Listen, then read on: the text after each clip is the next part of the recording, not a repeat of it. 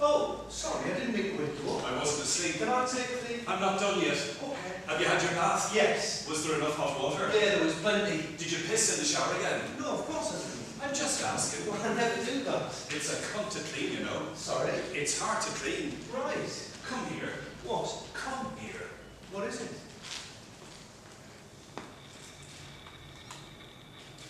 Toothpaste. There. Thank you. That's better. Where's Dad again? How would I know? You think he tells me anything? He just disappeared. That's your dad for you. It was 6 years ago. My partner at the time and I were both booking the Traverse Theatre in Edinburgh, and we just found ourselves making kind of theatre that we weren't terribly excited about. So we thought we'll start our own company, and the way we wanted to work with an ensemble of designers and writers and directors and actors, where everyone is involved in the process for a long period of time. Then I had a little pee in the shower. Oh, well, that's all right. It's just water anyway. But I scrubbed. So there's a wonderful paragraph in East of Eden that says, first time when we realize that our parents are flawed human beings, it feels as if gods have fallen and all safety gone, and they don't just fall, they crash and tumble. So there's something in that paragraph about how first time as a child, when you realize that your parents are not perfect, for me that was a really interesting moment. Wait, don't be ridiculous. You know I can't walk all the way to theirs. Well, I'll drive you then. No. What kind of nice? Oh, you know, kind of warmish, not too hot. There was a few drops of rain during the night, but nothing too heavy. In fact, I think they said it might be perfect weather for the crops. For certain people, you idolise your parents. This is the way I interpret it and the way that I've been told it. You idolise your parents, fall from grace, and you pick them back up and you put them back to where they were. But where they were perfect before, now all of a sudden they became a little bit dirty, or just marred or scarred. So they're not quite the same. You know, that moment when you realise that your parent isn't quite the godlike figure you thought they were. So gods are fallen and all safety gone, and it's a moment of, you know, what do you do now when your parents not there to look after you, I suppose. You never learned to fight for yourself, did you? And now look, you poor thing, having to come all the way here I've come to just see to have you, not to have a bath. So what did she say? Who? Anne-Marie. Who else? Just life and living life. And for anybody who's been in a relationship of any sort, whether it's mother-daughter, father-son, husband-wife, boyfriend, girlfriend, it doesn't matter.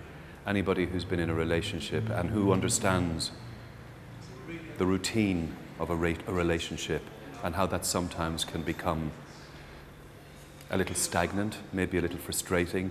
Well, lots of different things, really, lots of different things.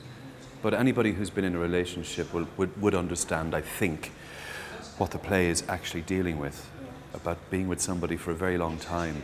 And can you understand them? Can you continue to understand them? Can you continue to appreciate them? Will you become frustrated with them from time to time? All of those things. So for me, it was very personal in that it's about life.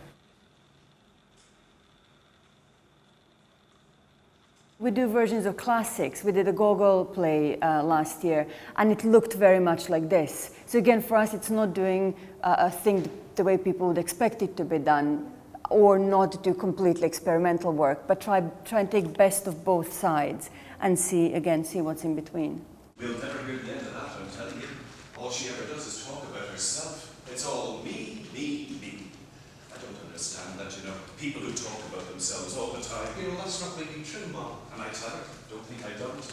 I tell her when she starts. The play was written by Selsma Dimitrievich, who also directed the piece.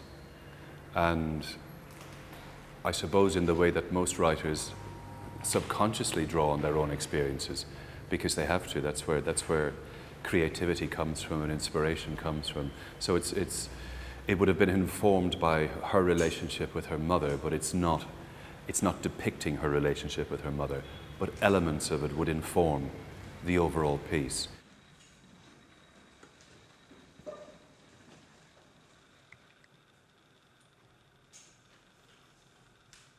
So we're not interested in someone saying, I do only classics, or I do only physical theatre, or I do only British kind of work. So what we're interested in is always, so if I'm Croatian originally and the boys are British, what's in between?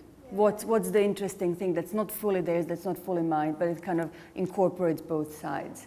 So equally with generations, equally with ways of working, anything. Just we're interested in thing that's not yours fully, not my fully, but right there in between.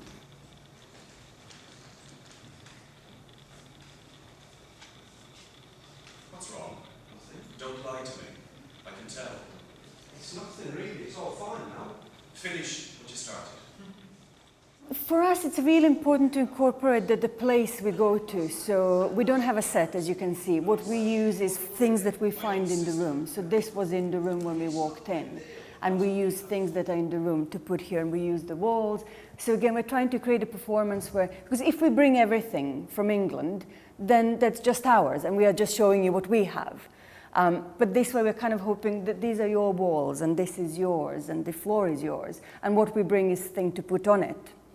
And hopefully the performance is not just it, or not just the space, but both things at the same time. So we're kind of, again, between cultures and between us as guests and our hosts, we try to find a way to bring both together and find how we can jointly make a show, rather than us bringing a thing, fully finished thing to you. What is that got? The crops.